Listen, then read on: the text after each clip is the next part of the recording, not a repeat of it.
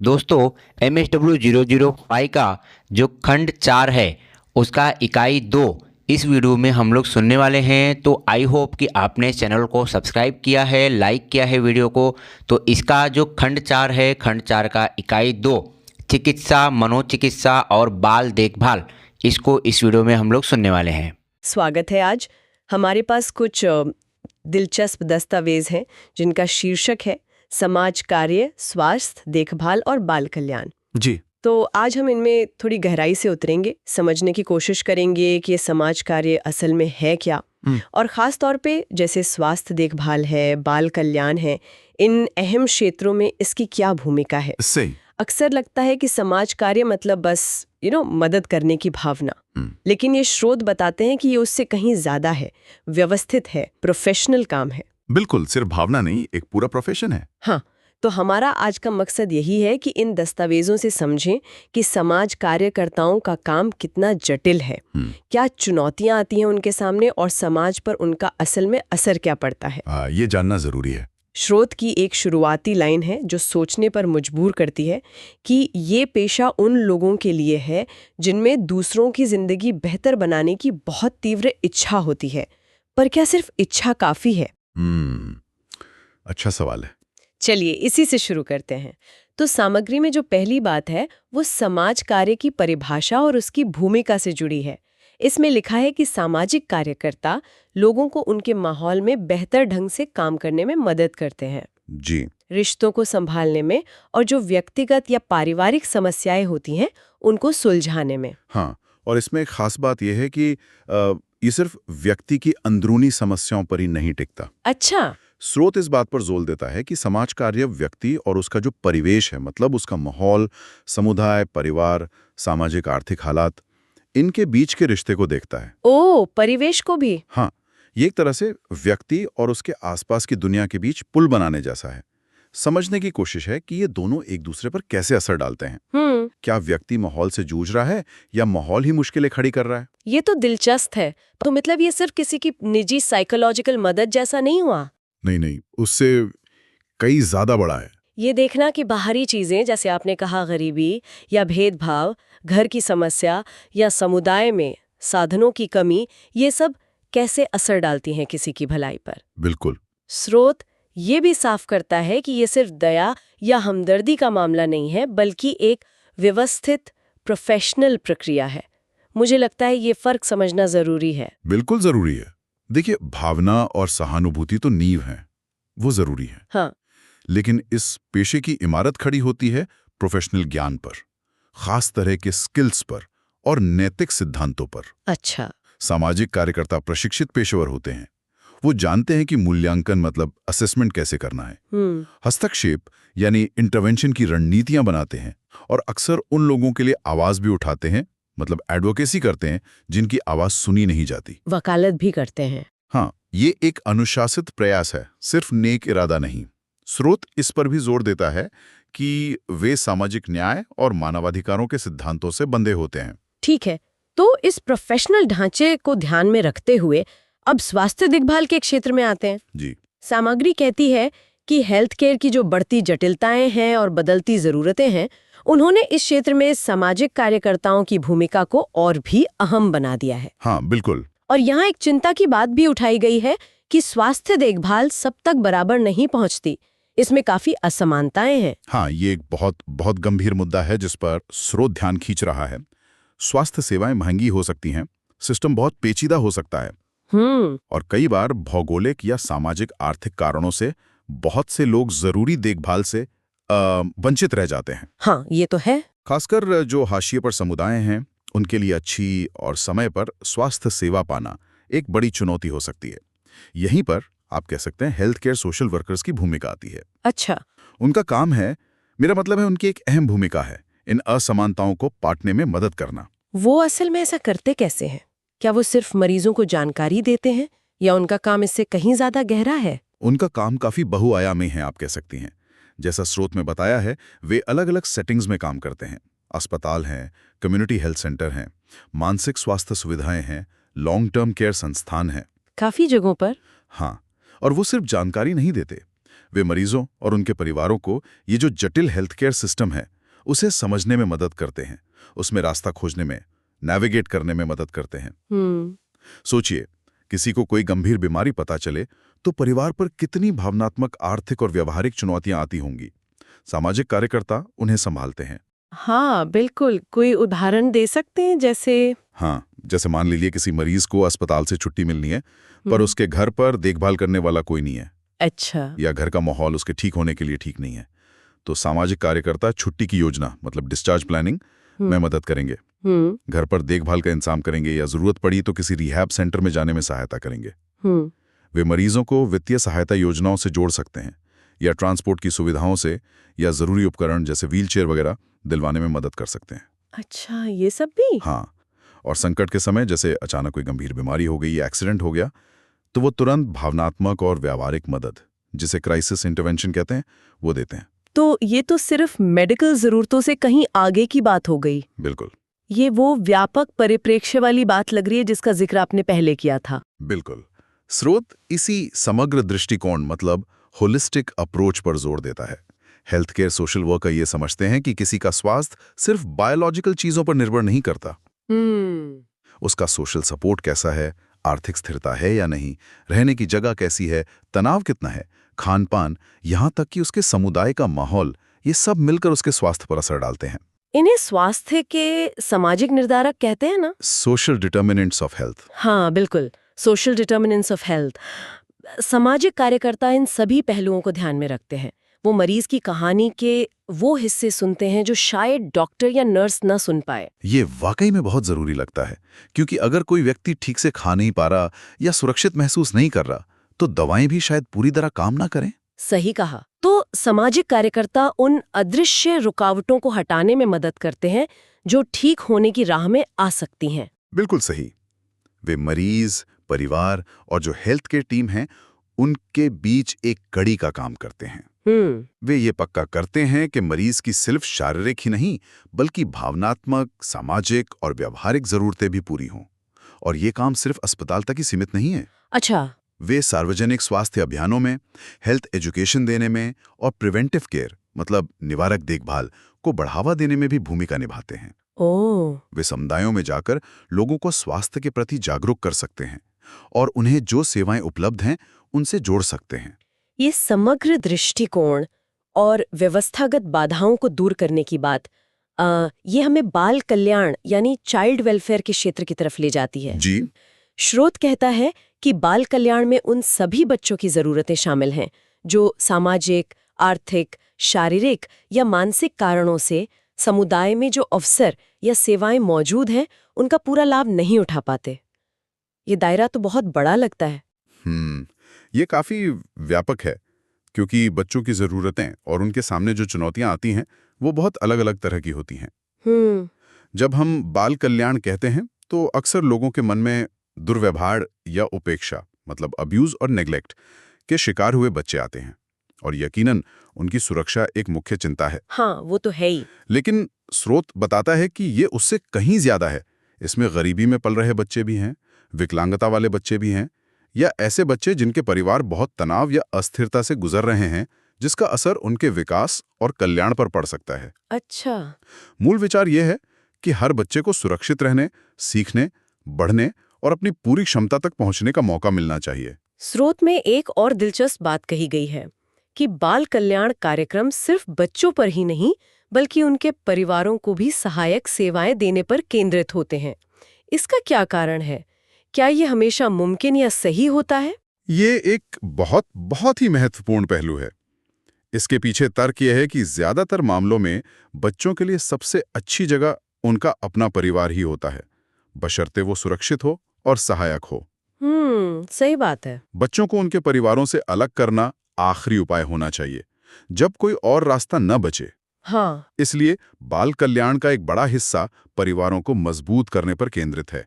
स्रोत कहता है कि बच्चों के कल्याण के लिए परिवार की सहायता करना समाज और राज्य का नैसर्गिक दायित्व है। नैसर्गिक दायित्व मतलब ये कि परिवारों को वो सपोर्ट और संसाधन दिए जाएं जिससे वे अपने बच्चों की बेहतर देखभाल कर सकें। अच्छा, तो ये सिर्फ बच्चे को बचाने के बारे में नहीं है, बल्कि पूरे परिवार को सशक्त बनाने की कोशिश है। बिल्कुल। स्रोत में कुछ खास तरह की सेवाओं का जिक्र है: निरोधात्मक, संवर्धनात्मक, विकासात्मक और पुनर्वासात्मक। क्या आप इन्हें थोड़ा और साफ कर सकते हैं? जरूर। ये 4 श्रेणियां बाल कल्याण सेवाओं के पूरे स्पेक्ट्रम को दिखाती हैं। जरूर, ये 4 श्रेणियां बाल कल्याण सेवाओं के पूरे स्पेक्ट्रम को दिखाती हैं। पहला है निरोधात्मक। प्रिवेंटिव। हाँ, रोकथाम। हाँ। इनका मकसद है समस्याओं को पैदा होने से पहले ही रोकना, जैसे नए माता पिता के लिए पेरेंटिंग स्किल सिखाने वाले कार्यक्रम, अच्छा। या जो परिवार आर्थिक रूप से संघर्ष कर रहे हैं उनके लिए मदद। कोशिश यह है कि हालात इतने ना बिगड़ें कि बच्चे को नुकसान पहुंचे। समझ गई। दूसरा है संवर्धनात्मक, प्रमोटिव।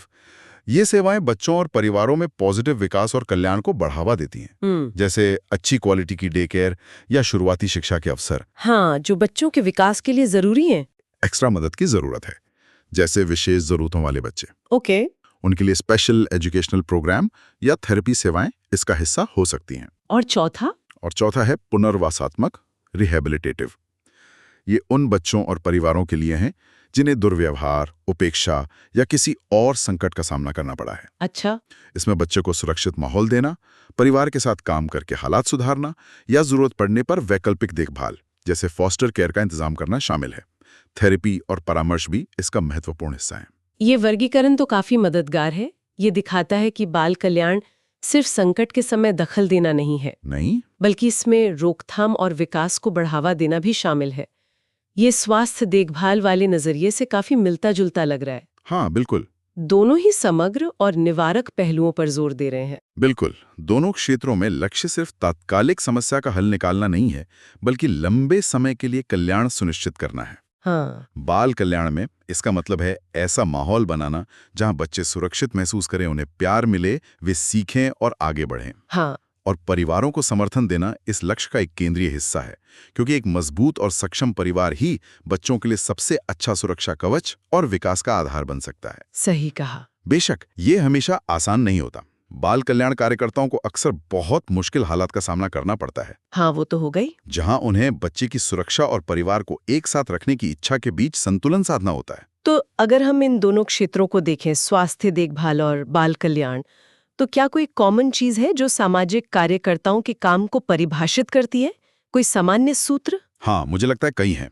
पहला, जैसा हमने बात की, दोनों ही क्षेत्रों में एक समग्र दृष्टिकोण अपनाया जाता है। हाँ, होलिस्टिक। हाँ, व्यक्ति या बच्चे को उसकी पूरी सामाजिक और पर्यावरणीय परिस्थितियों के संदर्भ में देखा जाता है। दूसरा, वे व्यवस्थागत बाधाओं को पहचानने और उन्हें दूर करने में मदद करते हैं। Systemic barriers. हाँ, चाहे वो जटिल हेल्थ केयर सिस्टम हो या सामाजिक सेवाओं तक पहुंच की कमी। तीसरा, वे अक्सर संयोजक या पुल की भूमिका निभाते हैं, मरीज और डॉक्टर के बीच, बच्चे और स्कूल के बीच, परिवार और सामुदायिक संसाधनों के बीच। कनेक्टर। जी।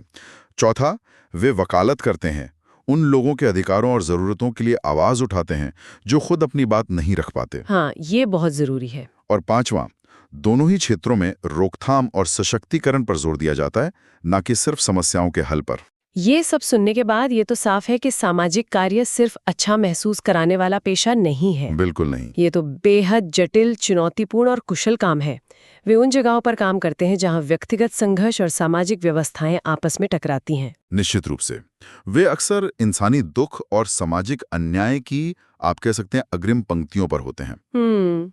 चाहे वो अस्पताल में किसी परिवार को बुरी खबर देना हो या किसी बच्चे को असुरक्षित घर से निकालना हो, ये भावनात्मक रूप से बहुत भारी काम हो सकता है। हाँ, सोच सकती हूँ। स्रोत में सीधे तौर पर इस भावनात्मक बोझ का जिक्र शायद न हो, लेकिन ये उनके काम की सच्चाई है। उन्हें न केवल सहानुभूतिपूर्ण होना पड़ता है, बल्कि साथ ही पेशेवर दूरी बनाए रखते हुए असरदार ढंग से काम भी करना होता है। तो आज की इस चर्चा से मुख्य बात क्या निकलती है? हमारे श्रोताओं के लिए सबसे महत्वपूर्ण संदेश क्या है? मुझे लगता है सबसे महत्वपूर्ण संदेश ये है कि सामाजिक कार्यकर्ता हमारे समाज के ताने बाने का एक अनिवार्य हिस्सा है। हाँ। खासकर स्वास्थ्य देखभाल और बाल कल्याण जैसी व्यवस्थाओं में वो सिर्फ समस्याओं को ठीक करने वाले नहीं हैं। सही, बल्कि वे व्यक्तियों और परिवारों को मुश्किल हालात से उभरने, व्यवस्थाओं को नेविगेट करने और अपनी जिंदगी को बेहतर बनाने के लिए सशक्त बनाने वाले सहायक हैं। हाँ, एनेबलर्स। बिल्कुल। वे स्वास्थ्य देखभाल में असमानताओं को कम करने और बच्चों के स्वस्थ विकास को सुनिश्चित करने में महत्वपूर्ण भूमिका निभाते हैं। उनका काम शायद दिखे ना, अदृश्य हो, लेकिन इसका असर बहुत गहरा होता है। बिल्कुल। और वे सिर्फ व्यक्तिगत स्तर पर ही मदद नहीं करते, बल्कि जैसा आपने कहा, वे व्यवस्थागत बदलावों के लिए भी लड़ते हैं ताकि समाज ज्यादा न्यायपूर्ण बन सके। सही। उनका काम सिर्फ सेवा देना नहीं, बल्कि सामाजिक न्याय को आगे बढ़ाना भी है। और यहाँ एक विचार है जिस पर आगे सोचा जा सकता है, जो स्रोत से ही उभरता है। हाँ, कि इन सभी जटिल भावनात्मक, सामाजिक और व्यवस्थागत चुनौतियों से निपटने के लिए सामाजिक कार्यकर्ताओं में किस तरह के खास कौशल और गुणों का मिश्रण होना चाहिए। हाँ, अच्छा पॉइंट है। उन्हें गहरी सहानुभूति चाहिए, बेहतरीन कम्युनिकेशन स्किल्स चाहिए, प्रॉब्लम सॉल्विंग की क्षमता, वकालत करने का साहस, सांस्कृतिक संवेदनशीलता और जबरदस्त लचीलापन, मतलब रेजिलियंस चाहिए। हाँ, ये सब तो चाहिए ही होगा। तो फिर सवाल ये उठता है कि क्या ये कौशल सहानुभूति से लेकर जटिल प्रणालियों को समझने और उनमें बदलाव लाने तक, क्या ये सिर्फ समाज कार्य तक ही सीमित रहने चाहिए? सोचने वाली बात है। या क्या ये ऐसे कौशल हैं जिनकी जरूरत हमें समाज के हर स्तर पर है, नेतृत्व में, यहाँ तक कि अपनी रोजमर्रा की जिंदगी में भी, ताकि हम एक ज्यादा सहायक और न्यायपूर्ण समुदाय बना सकें? हाँ, ये स्रोत हमें इस पर सोचने के लिए कहीं ना कहीं प्रेरित करता है। ये एक बेहतरीन सवाल है कि कैसे इन सामाजिक कार्य के मूल सिद्धांतों और कौशलों को और व्यापक रूप से समझा, सराहा और अपनाया जा सकता है। जी, इस पर विचार करना वाकई दिलचस्प होगा। निश्चित रूप से। तो आज हमने समाज कार्य की दुनिया में विशेषकर स्वास्थ्य देखभाल और बाल कल्याण के संदर्भ में एक गहरी पड़ताल की। जी, उम्मीद है कि इस चर्चा ने इस महत्वपूर्ण पेशे की जटिलताओं और इसके प्रभाव को समझने में मदद की होगी। स्वास्थ्य देखभाल में समाज कार्य अभ्यास से जुड़े कुछ जरूरी अंश हैं और इनके जरिए हम ये समझने की कोशिश करेंगे कि ये जो समाज कार्यकर्ता हैं स्वास्थ्य सेवाओं में, उनकी भूमिका कैसे बनी, उनके काम के पीछे के सिद्धांत क्या है और असल में उनका असर कहाँ और कैसे पड़ता है। और मजे की बात यह है कि स्वास्थ्य सेवा और समाज कार्य का रिश्ता कोई आज का नहीं है। जैसा कि हमारे स्रोत बताते हैं, जड़ें तो काफ़ी पुरानी हैं। खासकर शुरुआत में गरीबों तक स्वास्थ्य सुविधाएं पहुंचाना या फिर टीबी जैसी बीमारियां क्यों होती हैं, उनके सामाजिक कारणों को समझना, उस पर काम करना। लेकिन तब से अब तक का सफ़र काफ़ी बदल गया है। तो चलिए इसी सफ़र को थोड़ा और समझते हैं। तो शुरुआत हुई, जैसे आपने कहा, ज़रूरतमंदों की मदद से, बीमारियों की सामाजिक वजहों पर ध्यान देने से। लेकिन आज तो स्थिति काफ़ी अलग है। अब समाज कार्यकर्ता पूरी स्वास्थ्य देखभाल व्यवस्था का एक ज़रूरी हिस्सा माने जाते हैं। तो सवाल ये उठता है कि ये बदलाव ये आया कैसे? उनकी भूमिका इतनी अहम और इतनी फैली हुई कैसे हो गई? हाँ, ये देखना वाकई दिलचस्प है कि ये भूमिका कैसे विकसित हुई है।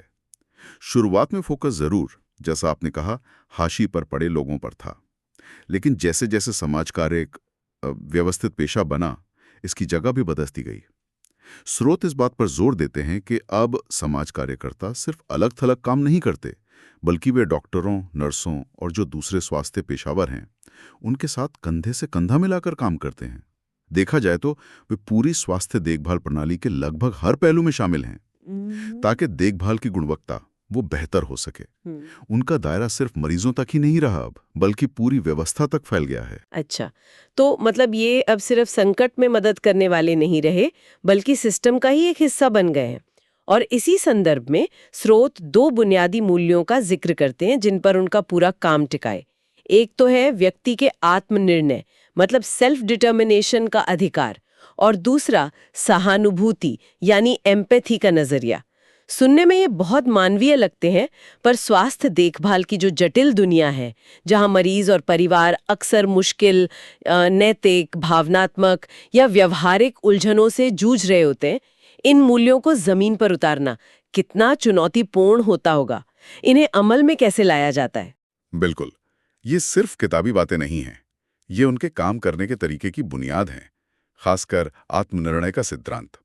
जब मरीज या परिवार किसी मुश्किल फैसले का सामना कर रहे होते हैं, मान लीजिए इलाज के विकल्पों को लेकर या भविष्य की देखभाल को लेकर, तब समाज कार्यकर्ता का काम होता है उन्हें जानकारी देना, उनके जो विकल्प हैं उन्हें समझने में मदद करना और उन्हें अपनी स्थिति, अपनी इच्छाओं और मूल्यों के आधार पर खुद फैसला लेने के लिए सशक्त करना। यहाँ मकसद ये नहीं कि समाज कार्यकर्ता बताए कि क्या सही है, बल्कि ये है कि व्यक्ति खुद अपने लिए सही रास्ता चुन सके। इसमें एक तरह से उनकी स्वायत्ता का सम्मान है। मतलब उन्हें रास्ता दिखाना, ना कि उनकी जगह चलना। हाँ। अच्छा, और सहानुभूति, एम्पैथी, क्या ये सिर्फ अरे बेचारा वाली भावना है या इसका कोई गहरा मतलब है? नहीं नहीं, ये उससे कहीं ज्यादा है। स्रोत स्पष्ट करते हैं कि सहानुभूति यहाँ एक जरूरी पेशेवर कौशल है, सिर्फ एक क्षणिक भावना नहीं। इसका मतलब है खुद को उस व्यक्ति की जगह रखकर उसकी स्थिति, उसके अनुभव, उसकी भावनाओं को समझने की कोशिश करना, वो भी बिना किसी पूर्वाग्रह या फैसले के।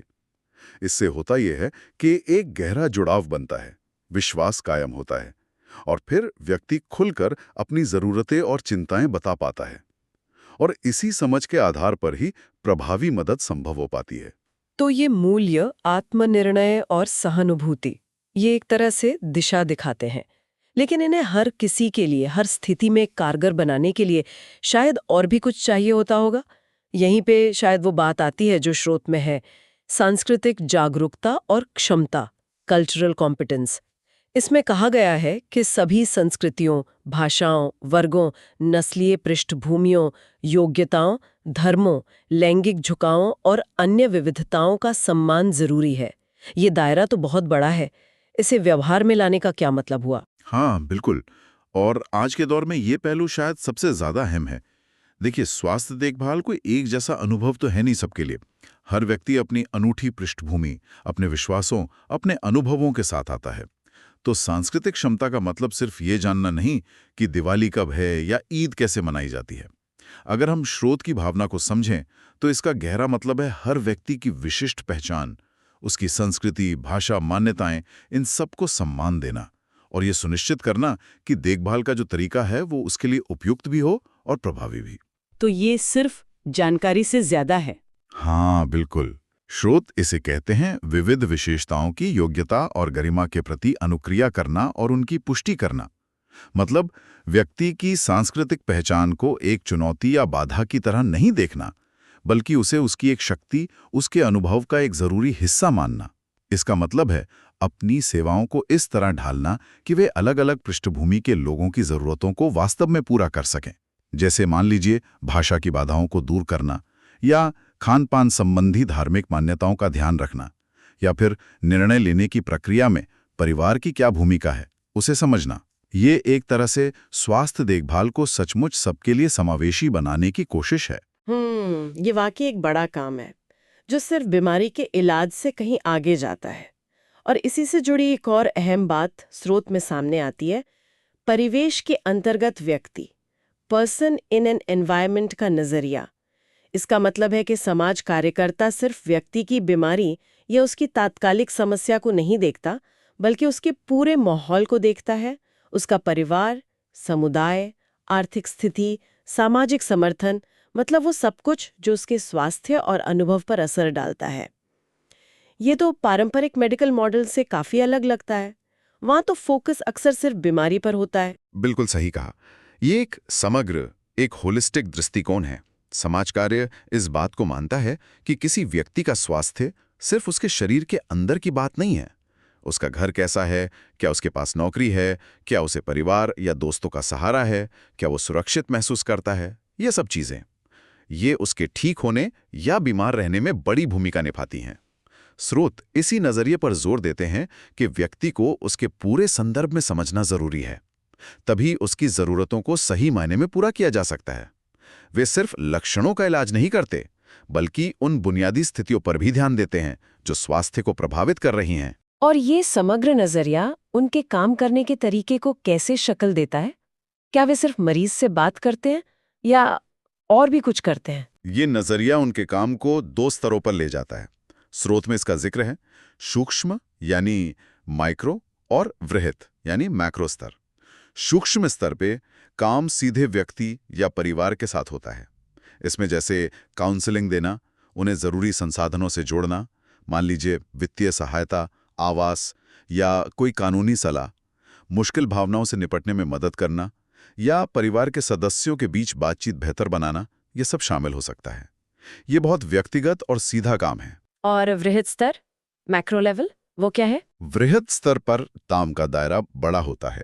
यहाँ फोकस व्यक्तिगत मामलों से हटकर उन बड़ी व्यवस्थाओं और नीतियों पर जाता है जो बहुत सारे लोगों के स्वास्थ्य को प्रभावित करती हैं। स्रोत बताते हैं कि समाज कार्यकर्ताओं में स्थानीय, राज्य और राष्ट्रीय स्तर पर स्वास्थ्य देखभाल प्रणालियों में बदलाव लाने और नीतियों को प्रभावित करने की क्षमता होती है।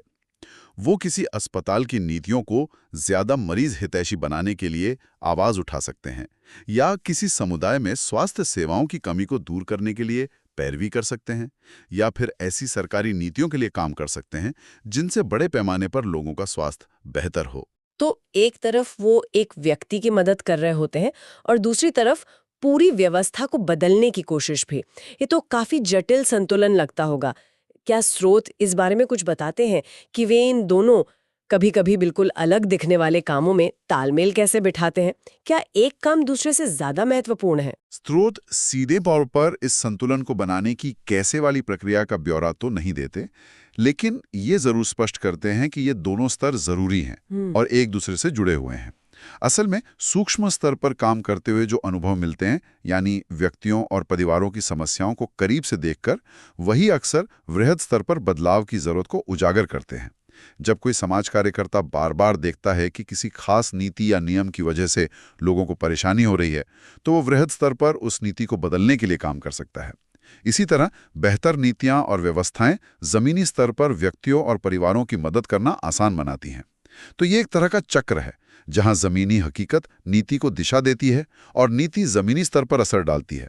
कोई एक दूसरे से ज्यादा महत्वपूर्ण नहीं है, दोनों एक ही सिक्के के दो पहलू हैं, ऐसा कह सकते हैं। हाँ, ये समझ आता है कि कैसे जमीनी अनुभव बड़े बदलावों की नींव रख सकता है। अब एक आखिरी पहलू पर आते हैं जिसका जिक्र स्रोत में है, शोध का महत्व, रिसर्च। जब हम समाज कार्य के बारे में सोचते हैं तो शायद काउंसलिंग, मदद या वकालत जैसी चीजें दिमाग में आती हैं। शोध थोड़ा एकेडमिक सा लगता है। स्रोत क्यों इस पर इतना जोर दे रहे हैं? हाँ, ये एक जरूरी सवाल है।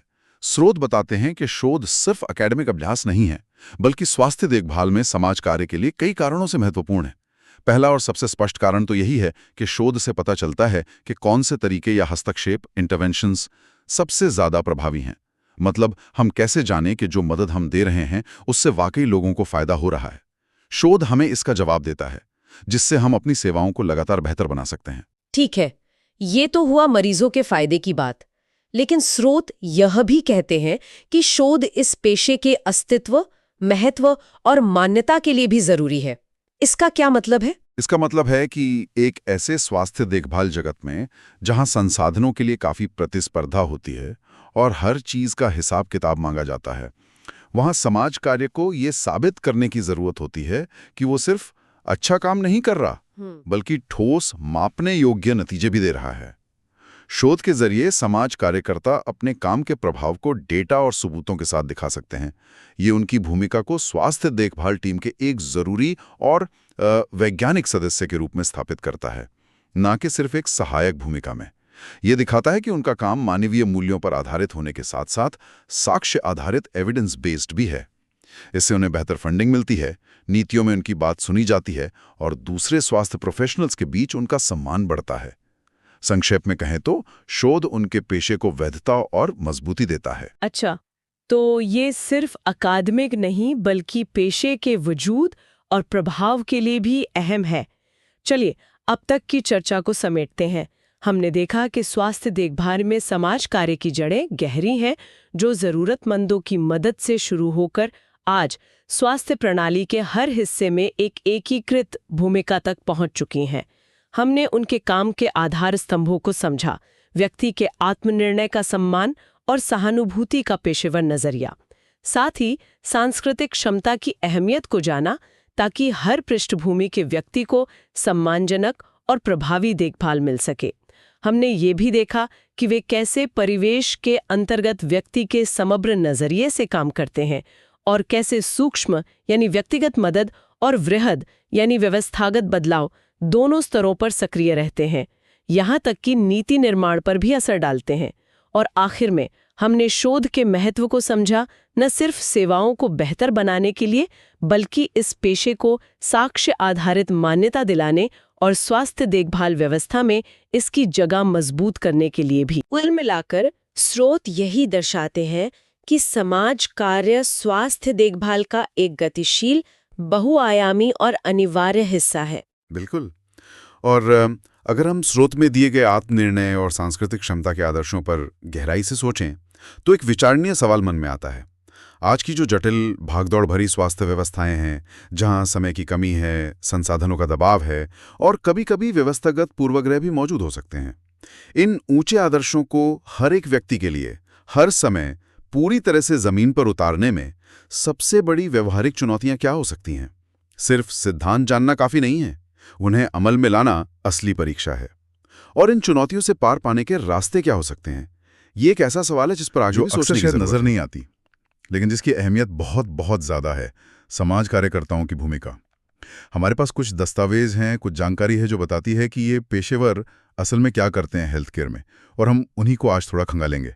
हाँ, मतलब मकसद ये है कि हम समझें कि ये लोग सिर्फ क्या कहें सहायक नहीं है मरीजों के लिए, बल्कि पूरी जो स्वास्थ्य व्यवस्था है उसको बेहतर बनाने में इनका कितना बड़ा और अलग अलग तरह का योगदान है। तो चलिए शुरू करते हैं ये पड़ताल। बिल्कुल।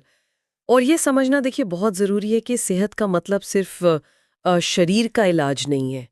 किसी इंसान की सामाजिक ज़िंदगी, उसकी भावनाएं, उसका माहौल, ये सब चीज़ें भी उतनी ही महत्वपूर्ण हैं।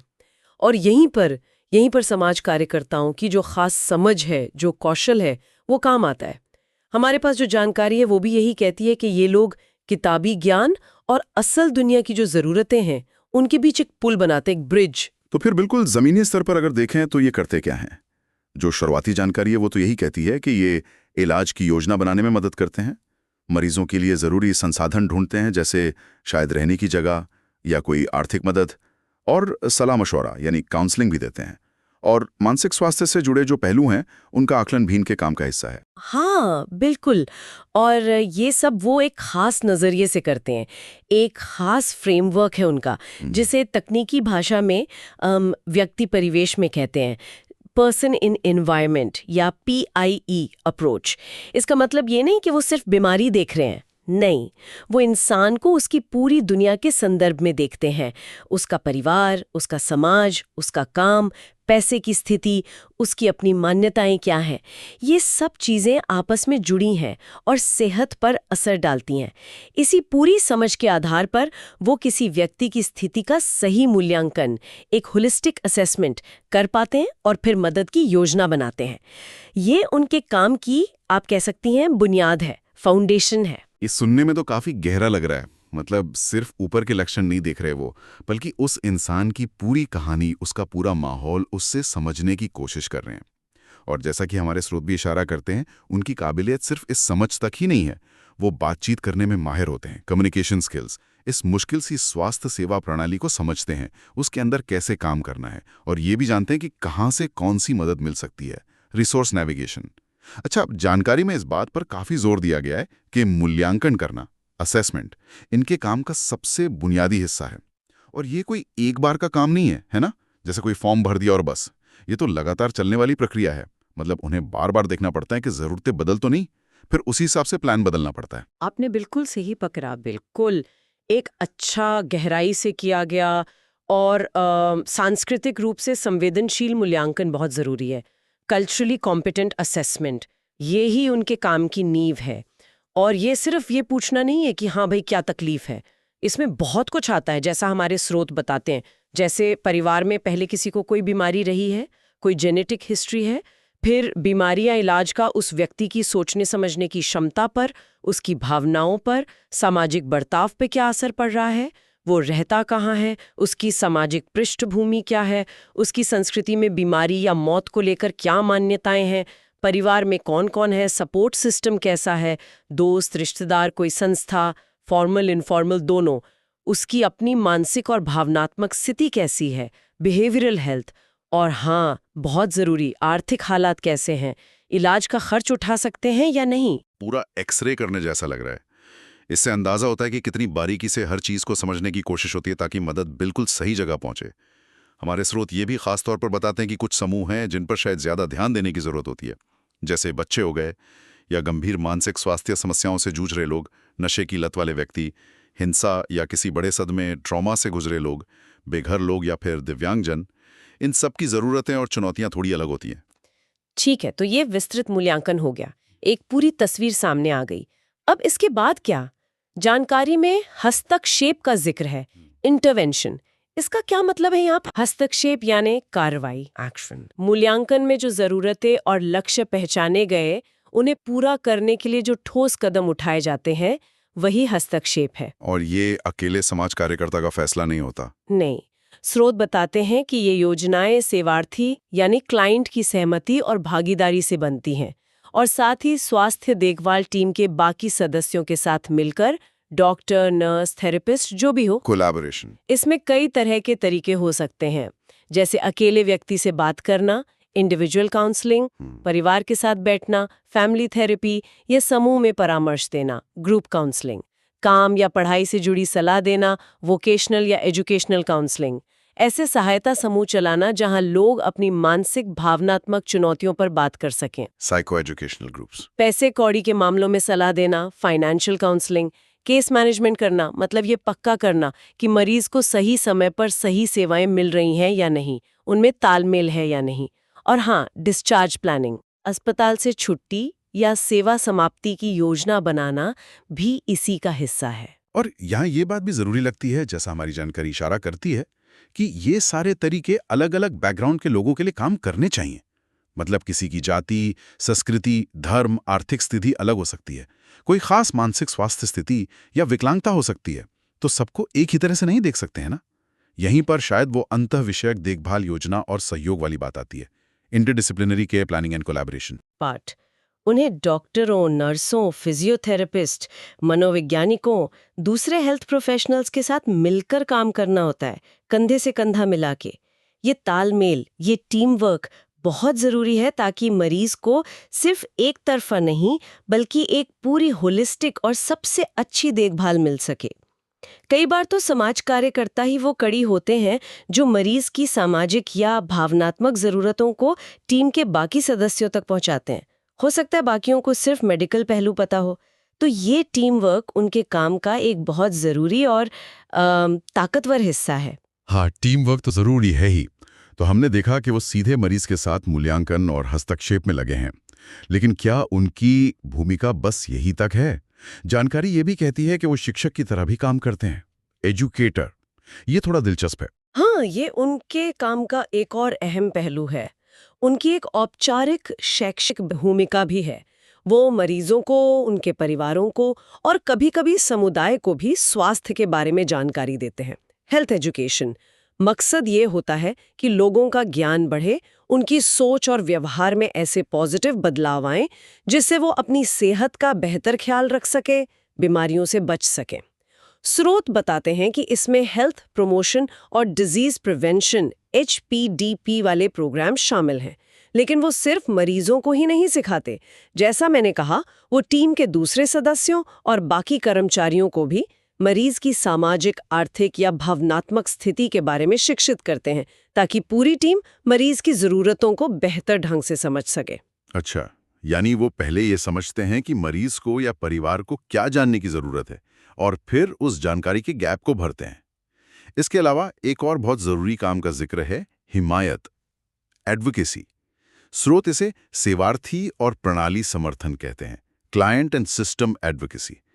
इसका क्या मतलब हुआ? हिमायत का मतलब है किसी के लिए आवाज उठाना, उसकी तरफ से पैरवी करना, वकालत करना। एक तरह से समाज कार्यकर्ता ये भूमिका कई लेवल पर निभाते हैं। वो मरीजों को उन जरूरी सेवाओं और संसाधनों से जोड़ने में मदद करते हैं जिनके वो हकदार हैं, जैसे कोई सरकारी योजना हो, कोई वित्तीय सहायता हो या कानूनी मदद। अक्सर ये हेल्थ केयर या सोशल वेलफेयर सिस्टम बहुत जटिल होते हैं, भूल भुलैया जैसे। तो ऐसे में समाज कार्यकर्ता मरीज के गाइड और वकील की तरह काम करते हैं, उनकी ज़रूरतों को सही जगह पर रखते हैं और कभी-कभी सिस्टम से लड़कर भी उनका हक दिलवाते हैं। ये सिर्फ जोड़ने का काम नहीं है, ये सशक्तिकरण का काम भी है, एम्पावरमेंट। अब एक ऐसे पहलू पर आते हैं जो शायद सुनने में उतना रोमांचक न लगे, लेकिन जिसके बिना शायद कुछ भी ठीक से काम न करे। रिकॉर्ड रखना, दस्तावेजीकरण, डॉक्यूमेंटेशन। जानकारी कहती है कि साफ सुथरे और व्यवस्थित रिकॉर्ड अच्छी समाज कार्य सेवा की पहचान है। ये क्यों इतना जरूरी है? ये बेहद जरूरी है। और ये सिर्फ कागजी कार्रवाई नहीं है, ये रिकॉर्ड असल में कम्युनिकेशन का एक बहुत महत्वपूर्ण जरिया है, संचार का। सोचिए, एक मरीज को कई अलग अलग पेशेवर देख रहे हैं, डॉक्टर, नर्स, थेरेपिस्ट, समाज कार्यकर्ता। अगर समाज कार्यकर्ता ने अपनी बातचीत, अपने मूल्यांकन, अपने एक्शन का सही रिकॉर्ड नहीं रखा तो दूसरों को कैसे पता चलेगा? कंफ्यूजन हो सकता है। स्रोत बताते हैं कि एक अच्छे रिकॉर्ड में क्या क्या होना चाहिए: मूल्यांकन का पूरा ब्यौरा, क्या क्या सेवाएं दी गईं, देखभाल की योजना क्या बनी, कौन से हस्तक्षेप किए गए और उनका क्या असर हुआ, किस किस से सलाह ली गई या सहयोग किया गया, मरीज से कब कब क्या बात हुई, क्या नतीजे निकले, और अगर केस बंद किया गया या किसी और को ट्रांसफर किया गया तो क्यों। ये सब लिखना पारदर्शिता लाता है, अकाउंटेबिलिटी तय करता है और देखभाल की कंटिन्यूटी बनाए रखने में मदद करता है। अच्छा, और गुणवत्ता और पेशे के विकास को पक्का करने का एक और तरीका जिसका जिक्र है वो है रिसर्च में भागीदारी। जानकारी कहती है कि समाज कार्यकर्ताओं को स्वास्थ्य देखभाल से जुड़ी शोध गतिविधियों में भी सक्रिय होना चाहिए। रिसर्च एक्टिविटीज, ये थोड़ा अप्रत्याशित लगता है। वे तो सीधे मदद करने वाले लोग हैं ना। हाँ, लेकिन अपने काम को बेहतर बनाने के लिए ये भी जरूरी है। ये उनकी प्रोफेशनल जिम्मेदारी भी है कि वो अपने क्षेत्र के ज्ञान को आगे बढ़ाने में योगदान दें। स्रोत बताते हैं कि वो कई तरह से मदद कर सकते हैं, जैसे कोई नया शोध है उसे डिजाइन करने में या उसे लागू करने में सहायता करना, या फिर जो मौजूदा शोध है उसका मूल्यांकन करना। वो लोगों को, मरीजों को शोध अध्ययन में हिस्सा लेने के लिए प्रेरित कर सकते हैं। और एक बहुत महत्वपूर्ण बात, वो उन प्रैक्टिकल दिक्कतों को समझने और हल करने में मदद कर सकते हैं जिनकी वजह से कोई व्यक्ति किसी शोध या इलाज के नियमों का पालन नहीं कर पा रहा हो, जैसे घर की जिम्मेदारियां हैं, आने जाने की समस्या है या कोई और निजी चुनौती। वो डॉक्टरों, नर्सों या फार्मासिस्टों के रिसर्च में भी बहुत कीमती सहयोगी हो सकते हैं, क्योंकि उनके पास जमीनी हकीकत की, ग्रास रूट लेवल की समझ होती है। और आखिर में एक और भूमिका का जिक्र है पर्यवेक्षक की, सुपरवाइजर। यहां लगता है कि अनुभवी समाज कार्यकर्ता नए लोगों को सिखाते पढ़ाते हैं, गाइड करते हैं। बिल्कुल, ये भी प्रोफेशन को बनाए रखने और उससे बेहतर बनाने के लिए बहुत जरूरी है, सस्टेनेंस और ग्रोथ के लिए। अनुभवी समाज कार्यकर्ता अपने ज्ञान और अनुभव को स्टूडेंट्स, इंटर्न्स या नए सहकर्मियों के साथ शेयर करते हैं। इसका मकसद है नए प्रोफेशनल्स के स्किल्स को निखारना, उन्हें नैतिक दुविधाओं, एथिकल डिलेमास से निपटने में मदद करना और ये सुनिश्चित करना कि वो उच्च गुणवत्ता वाली हाई क्वालिटी केयर दें। स्रोत साफ करते हैं कि ये सुपरविजन सिर्फ काम सिखाना नहीं है, बल्कि ये प्रोफेशनल डेवलपमेंट को बढ़ावा देता है और आखिरकार मरीजों के लिए बेहतर नतीजे लाने में मदद करता है। ये एक तरह से ज्ञान और मूल्यों को अगली पीढ़ी तक पहुंचाने का तरीका है, नॉलेज ट्रांसफर। तो आज की इस पूरी बातचीत से और जो जानकारी हमने देखी, उससे ये तस्वीर तो बिल्कुल साफ हो जाती है कि स्वास्थ्य देखभाल में समाज कार्यकर्ता सिर्फ एक, क्या कहें, ऐड ऑन नहीं है, कोई अतिरिक्त मदद नहीं है, बल्कि वो टीम के एक ऐसे सदस्य हैं जिनके बिना शायद तस्वीर अधूरी रह जाए। Integral member. वो मूल्यांकन से लेकर हस्तक्षेप तक, शिक्षा और हिमायत से लेकर शोध और गुणवत्ता नियंत्रण तक, हर लेवल पर एक बहुत अहम और मल्टी डायमेंशनल भूमिका निभा रहे हैं। और ये सब वो उस खास नजरिए के साथ करते हैं जो इंसान को सिर्फ एक मरीज नहीं, बल्कि उसके पूरे सामाजिक और भावनात्मक ताने बाने के साथ दिखता है। हाँ, उनकी भूमिका वाकई में बहुत व्यापक और गहरी है, बहुत ब्रॉड और डीप।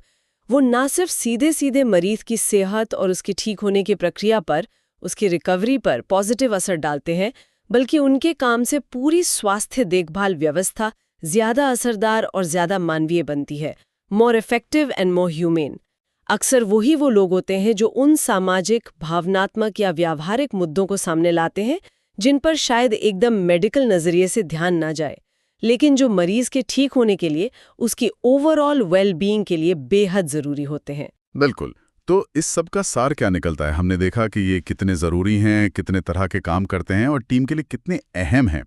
लेकिन यहाँ एक सवाल शायद सोचने के लिए छोड़ा जा सकता है। हमारे स्रोत बार बार इस बात पर जोर देते हैं कि सामाजिक कार्यकर्ता स्वास्थ्य देखभाल टीम का अभिन्न अंग हैं, वो इंटरडिसिप्लिनरी कोलैबोरेशन करते हैं।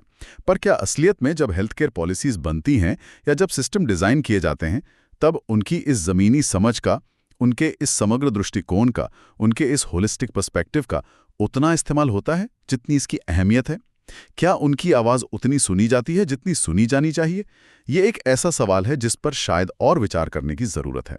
जो अक्सर शायद उतनी नज़र में नहीं आती, लेकिन जिसका असर बहुत गहरा होता है। मेरा मतलब है समाज कार्यकर्ताओं की भूमिका।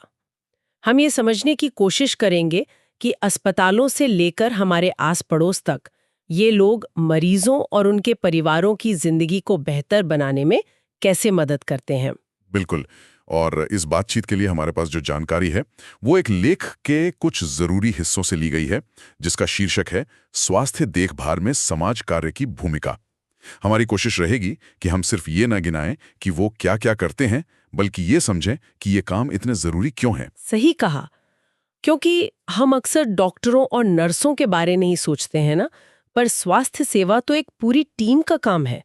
तो आज का हमारा मकसद यही समझना है कि समाज कार्यकर्ता इस टीम का एक इतना अहम हिस्सा कैसे बनते हैं और वे किन अलग-अलग तरीकों से मरीजों को सिर्फ शारीरिक तौर पर नहीं बल्कि मानसिक और सामाजिक रूप से भी संभालते हैं। जनरल या स्पेशलिटी अस्पतालों में ही नहीं मिलते, बल्कि आपको मानसिक स्वास्थ्य केंद्रों में, बच्चों के गाइडेंस क्लिनिकों में, कैंसर अस्पतालों, परिवार नियोजन क्लिनिकों, यहाँ तक कि नशा मुक्ति केंद्रों में और एनजीओज के जो कम्युनिटी प्रोग्राम होते हैं उनमें भी ये सक्रिय मिलेंगे। मतलब जहां भी हेल्थ और सोसाइटी का कनेक्शन है वहां इनकी जरूरत महसूस होती है। तो चलिए शुरुआत करते हैं सबसे जानी पहचानी जगह से, एक आम अस्पताल या कोई स्पेशलिटी अस्पताल।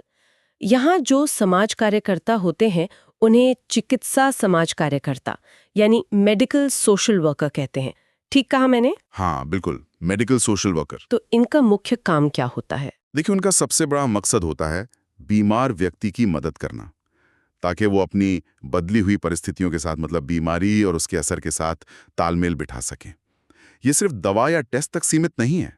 वे देखते हैं कि मरीज की अपनी अंदरूनी ताकत क्या है, उसके आसपास कम्युनिटी में कौन से रिसोर्सेज मौजूद हैं और इन सब का इस्तेमाल करके उसे वापस अपनी जिंदगी में पटरी पर लाने में कैसे मदद की जा सकती है। ये एक तरह से मरीज को फिर से समाज से जोड़ने का काम है। ये तो सुनने में काफी बड़ा काम लगता है। अस्पताल के अंदर वे कहाँ-कहाँ एक्टिव होते हैं? वे आपको ओपीडी में मिल सकते हैं, मतलब बाह्य रोगी विभाग में, वार्डों में मरीजों से बात करते हुए दिख सकते हैं, जो खास क्लिनिक होते हैं उनमें सलाह देते हुए, और यहाँ तक कि इमरजेंसी या कैजुअल्टी विभाग में भी, जहाँ लोग अक्सर बहुत तनाव और अनिश्चितता में होते हैं। और इनकी सेवाएं उन लोगों के लिए तो खासतौर पे बहुत मददगार होती हैं जिनके पास शायद जानकारी या पैसा या सामाजिक सहारा कम होता है। आपने सेवाओं की बात की, तो ये किस तरह की मदद होती है असल में? क्या आप कुछ उदाहरण दे सकते हैं? जरूर। एक बहुत अहम भूमिका है डॉक्टर और मरीज के बीच जो एक गैप होता है ना, उसे भरना। वे डॉक्टर की तरफ से मरीज को आसान भाषा में समझाते हैं कि उन्हें क्या बीमारी है, ये कैसे फैल सकती है, इसे कंट्रोल करने के लिए क्या जरूरी है। कई बार मरीजों के मन में इलाज को लेकर शक होता है, डर होता है, कुछ गलतफहमियां होती हैं। समाज कार्यकर्ता इन सब को दूर करने की कोशिश करते हैं ताकि मरीज इलाज में पूरा भरोसा रखे और सहयोग करे। अच्छा, तो ये सिर्फ जानकारी देना नहीं है, बल्कि एक तरह से मरीज का भरोसा जीतना भी है, ताकि वो इलाज ठीक से कराए। ये तो बहुत जरूरी लगता है, खासकर लंबी या गंभीर बीमारियों के मामलों में। बिल्कुल बिल्कुल। इसके अलावा वे प्रैक्टिकल चीजों में भी मदद करते हैं। जैसे मान लीजिए किसी मरीज को अस्पताल में भर्ती होने में दिक्कत आ रही है या छुट्टी मिल गई पर घर जाने का साधन नहीं है, तो वे ट्रांसपोर्ट का इंतजाम करने में मदद कर सकते हैं। एक और बहुत जरूरी काम है जानकारी इकट्ठा करना। वे मरीज के परिवार, उसके काम धंधे के बारे में, उसकी सामाजिक सांस्कृतिक पृष्ठभूमि और उसकी मेडिकल हिस्ट्री के साथ साथ उसके सामाजिक हालातों का भी पूरा ब्यौरा तैयार करके डॉक्टर को देते हैं। इसका डॉक्टर को क्या फायदा होता है? इससे डॉक्टर को सिर्फ बीमारी के लक्षणों को नहीं बल्कि पूरे इंसान को समझने में मदद मिलती है। कई बार बीमारी की जड़ या उसके ठीक न होने का कारण मरीज की सामाजिक परिस्थितियों में छिपा होता है, पता है? तो ये जानकारी डॉक्टर को इलाज का सही तरीका चुनने में और मरीज को सही सामाजिक सलाह देने में मदद करती है। वे मरीज और डॉक्टर के बीच एक तरह से पुल का काम करते हैं, ये पक्का करते हुए कि दोनों एक दूसरे की बात समझ रहे हैं। और भावनात्मक पहलू, बीमारी तो अक्सर इंसान को तोड़ देती है, उस बारे में क्या? आपने बिल्कुल सही पॉइंट उठाया। भावनात्मक सहारा देना उनके काम का एक बहुत बड़ा हिस्सा है। वे न सिर्फ मरीज को बल्कि उसके परिवार को भी हिम्मत बंधाते हैं, तनाव और चिंता से निपटने के तरीके सिखाते हैं। कई बार बीमारी की वजह से घर के माहौल में या खान पान में बदलाव की ज़रूरत होती है, तो वे इस बारे में भी सलाह देते हैं। और हाँ, वे अस्पताल में भर्ती मरीजों और उनके साथ रहने वाले अटेंडेंट्स के लिए ग्रुप सेशंस भी आयोजित करते हैं, जहां लोग एक दूसरे से अपने अनुभव शेयर करके हौसला पा सकते हैं। ये तो हुई अस्पताल के अंदर की बात। क्या उनकी भूमिका अस्पताल की चारदीवारी के बाहर भी जाती है? हाँ, बिल्कुल जाती है। वे अस्पताल जो फील्ड कैंप्स लगाता है, जैसे मोतियाबिंद ऑपरेशन कैंप या नसबंदी कैंप या ब्लड डोनेशन ड्राइव या फिर HIV एड्स जागरूकता अभियान, इन सब में लोगों को जोड़ने और उनकी भागीदारी बढ़ाने में मदद करते हैं। वे समुदाय में जो दूसरी कल्याणकारी संस्थाएं हैं, वेलफेयर एजेंसीज, उनसे संपर्क करके मरीजों के लिए जैसे इलाज या रहने या आने जाने के खर्चे के लिए वित्तीय सहायता जुटाने की कोशिश करते हैं। अगर किसी मरीज को कानूनी मदद की जरूरत पड़ जाए तो उसकी व्यवस्था करने में भी सहायक होते हैं। और कई बार जो मरीज दूर से आते हैं, उनके परिवार वालों के लिए शहर में रुकना महंगा पड़ता है। ऐसे में सस्ते या मुफ्त रहने की जगह ढूंढने में भी मदद कर सकते हैं। आपने पहले नौकरी बचाने का भी जिक्र किया था। ये कैसे होता है? ये तो काफी संवेदनशील मामला लगता है। हाँ, ये वाकई एक बहुत जरूरी पहलू है। कई बार लोगों को ये डर होता है कि अगर उनके मालिक को या साथ काम करने वालों को उनकी बीमारी का पता चला, खासकर कुछ बीमारियां जैसे टीबी या मानसिक स्वास्थ्य समस्याएं, तो समाज में जो गलत धारणाएं फैली हुई हैं, उनकी वजह से उनकी नौकरी जा सकती है। ऐसे में समाज कार्यकर्ता मरीज की सहमति से उसके एम्प्लॉयर से मिलते हैं, बीमारी के बारे में सही जानकारी देते हैं, गलतफहमियां दूर करते हैं और ये समझाने की कोशिश करते हैं कि मरीज काम करने लायक है और उसे भेदभाव की नहीं बल्कि सहानुभूति और समर्थन की जरूरत है। वाह, ये तो सच में बहुत फैला हुआ काम है। मतलब सिर्फ मरीज की देखभाल नहीं, बल्कि उसके पूरे सामाजिक ताने बाने को संभालने जैसा है। और ये यही खत्म नहीं होता। वे अस्पतालों के प्रिवेंटिव एंड सोशल मेडिसिन यानी PSM विभाग की गतिविधियों में भी शामिल होते हैं। ये विभाग बीमारी की रोकथाम और सामाजिक स्वास्थ्य पर काम करता है। वे मेडिकल, नर्सिंग, डेंटल और फार्मेसी के छात्रों को इन सामाजिक पहलुओं के बारे में पढ़ाते भी हैं। अगर अस्पताल या मेडिकल कॉलेज में कोई रिसर्च चल रही है तो उसमें भी सक्रिय भूमिका निभाते हैं, खासकर उन पहलुओं पर जहां सामाजिक कारक जुड़े हों। और हाँ, अस्पताल में लंबे समय तक भर्ती रहने वाले मरीजों, खासकर बच्चों के लिए थोड़ा मनोरंजन का इंतजाम करना, जैसे कोई फिल्म दिखा दी या वीडियो चला दिया या बच्चों को खेलने के लिए खिलौने और सामग्री दे दी, ये भी उनके काम का हिस्सा है ताकि अस्पताल का माहौल थोड़ा कम तनावपूर्ण लगे। ये तो हुई सामान्य अस्पतालों की बात। अब अगर हम थोड़ा मानसिक स्वास्थ्य के क्षेत्र की ओर बढ़ें, तो यहाँ समाज कार्यकर्ताओं की भूमिका कैसे अलग होती है? इन्हें शायद मनोचिकित्सक समाज कार्यकर्ता यानी साइकियाट्रिक सोशल वर्कर कहते हैं। हाँ, मनोचिकित्सक, समाज कार्यकर्ता, यहाँ उनका मुख्य फोकस उन लोगों पर होता है जो किसी मानसिक बीमारी से जूझ रहे हैं या फिर नशीले पदार्थों जैसे शराब, तंबाकू या दूसरी ड्रग्स के आदी हैं। उनका काम सिर्फ निदान या दवा तक सीमित नहीं होता, बल्कि व्यक्ति के पूरे जीवन को ध्यान में रखकर होता है। वे उसका आकलन करते हैं और फिर उपचार में मदद करते हैं। उपचार में मदद मतलब किस तरह की मदद? इसमें कई चीजें शामिल हैं। वे व्यक्तिगत रूप से या ग्रुप में थेरेपी सेशन कर सकते हैं, आउटरीच करते हैं, यानी उन लोगों तक पहुंचते हैं जो शायद खुद मदद लेने नहीं आ पा रहे। अगर कोई व्यक्ति अचानक किसी बड़े संकट में फंस जाए, मतलब क्राइसिस में, तो तुरंत मदद करते हैं, जिसे इंटरवेंशन कहते हैं। लोगों को समाज में वापस घुलने मिलने यानी सामाजिक पुनर्वास में मदद करते हैं। रोजमर्रा की जिंदगी के जरूरी काम करने के स्किल सिखाते हैं, डेली लिविंग स्किल्स। और जब व्यक्ति ठीक होने लगता है तो समुदाय में वापस जाने पर उसे किस तरह के सहारे की जरूरत होगी, उसकी योजना बनाने में भी मदद करते हैं। वे नशा मुक्ति केंद्रों में भी काम करते हैं, सब्सटेंस अब्यूज ट्रीटमेंट सेंटर्स में, और ऐसी व्यक्तिगत या पारिवारिक सेवा एजेंसियों में भी जो मानसिक स्वास्थ्य और नशे की लत जैसी समस्याओं पर काम करती हैं। उनकी भूमिका मरीज के ठीक होने की पूरी प्रक्रिया में बहुत अहम होती है। उनका तरीका क्या होता है?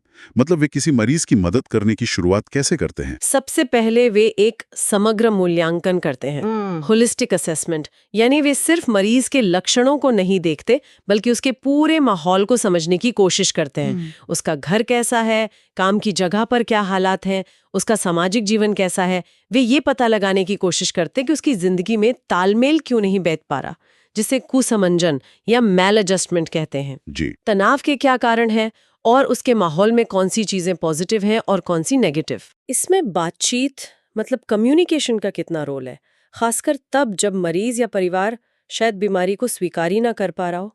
कम्युनिकेशन यहाँ बेहद जरूरी है, बल्कि ये उनके काम का केंद्र बिंदु है, आप कह सकते हैं। वे मरीज और उसके रिश्तेदारों को बहुत संवेदनशीलता के साथ समस्या के बारे में बताते हैं, इलाज की योजना समझाते हैं। इसका मकसद होता है उनकी चिंता कम करना और इलाज में उनका सहयोग बढ़ाना। कई बार परिवार के लिए डायग्नोसिस को स्वीकार करना या डॉक्टर की सलाह मानना मुश्किल होता है। समाज कार्यकर्ता इसमें उनकी मदद करते हैं। उनका काम सिर्फ मनोचिकित्सक के इलाज में मदद करना ही नहीं, बल्कि माहौल से जुड़ी दिक्कतों को सुलझाना और मरीज, उसके रिश्तेदारों और आसपास के लोगों की सोच, उनके एटीट्यूड में सकारात्मक बदलाव लाना भी है। वे परिवार के अंदर बेहतर रिश्ते बनाने में भी मदद करते हैं। क्या अस्पताल से छुट्टी मिलने के बाद उनकी जिम्मेदारी खत्म हो जाती है? वे दूसरी सामाजिक संस्थाओं, सोशल एजेंसीज के साथ भी तालमेल बिठाकर काम करते हैं, ताकि मरीज को जरूरत पड़ने पर सही मदद मिल सके। साथ ही वे समुदाय को अपनी संस्था की सेवाओं के बारे में भी जानकारी देते रहते हैं। ये सुनकर ऐसा लग रहा है कि वे सिर्फ एक एक मरीज पर ही ध्यान नहीं देते, बल्कि उनकी सोच शायद ज्यादा बड़ी होती है। हाँ, ये एक बहुत जरूरी बात है। एक अच्छा मनोचिकित्सक, समाज कार्यकर्ता सिर्फ अपने मरीज के इलाज में ही नहीं डूबा रहता, उसे अपने आसपास की सामान्य सामाजिक समस्याओं और समाज में बदलाव लाने वाले कार्यक्रमों में भी दिलचस्पी लेनी चाहिए।